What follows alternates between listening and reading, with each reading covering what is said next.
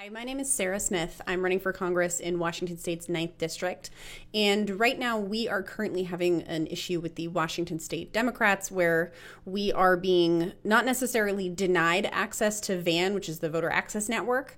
We're actually being sent on an impossible scavenger hunt. So what they're requiring of us is they're requiring that we receive the endorsement of 50% plus one of the local legislative districts and the approval of the state party chair, plus paying a fee.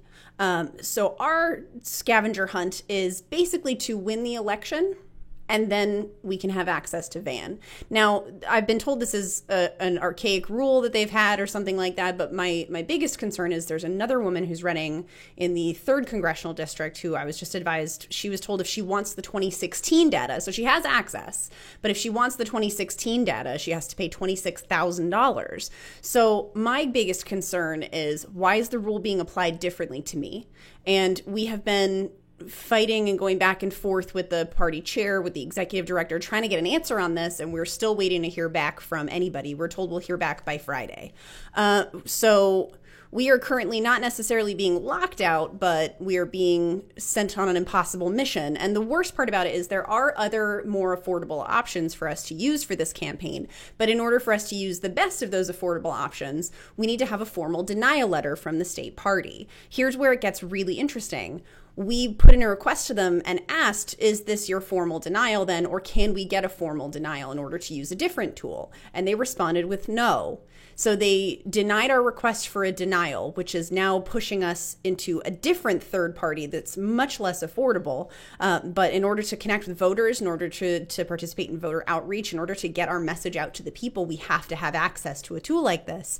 So right now we are struggling to get in touch with the Democratic Party in the state of Washington. We're struggling to get more details on everything. We're struggling to figure out exactly what's going on because no one can really seem to answer us as to why they won't give me access.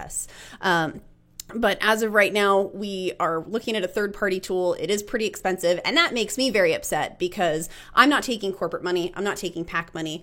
All the money that I'm working with is are individual donations that people have given to me. It's money that people have trusted to my campaign to be spent wisely. And it feels a lot like the state Democratic Party is trying to force me to spend other people's money at an astronomical rate in order to do that. And that just feels wrong to me because when I'm being entrusted with other people's money and people are putting these donations into my campaign, I want to be as thrifty, I want to be as frugal, I want to be as responsible with their money as they would be.